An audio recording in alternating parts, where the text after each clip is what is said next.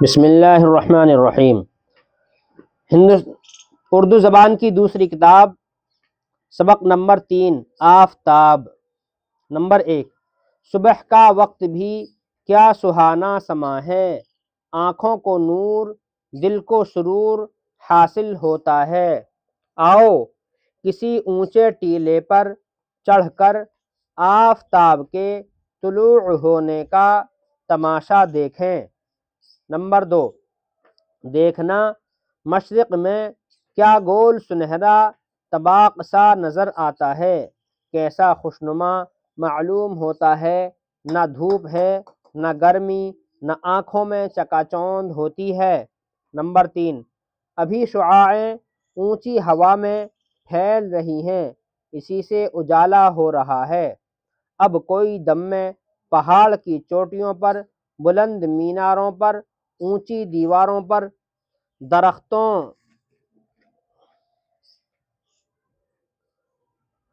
درختوں کی پھنگلوں پر چمکیں گی، رفتہ رفتہ تمام زمین پر پھیل جائیں گی۔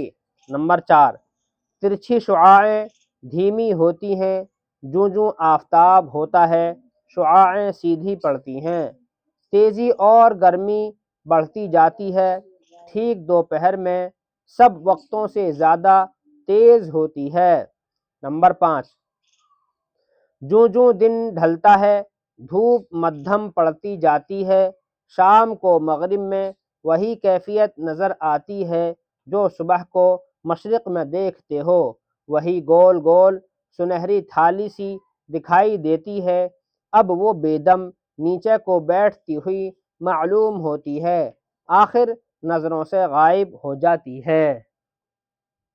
نمبر 6، آفتاب ایک بڑا بھاری گولا ہے، اس کے آگے ہماری زمین کی کچھ حقیقت نہیں، وہ ہم سے نہایت دور فاصلے پر ہے، اسی واسطے اتنا چھوٹا نظر آتا ہے۔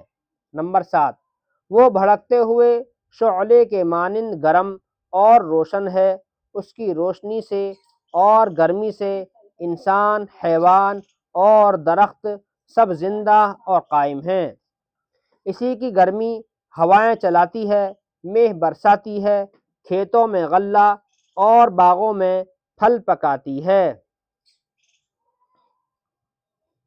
اس کی روشنی سے پھول اور پھلوں میں رنگت آتی ہے۔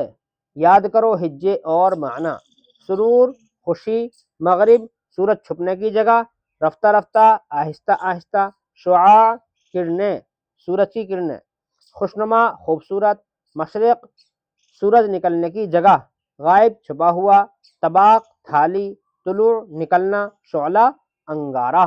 والسلام علیکم۔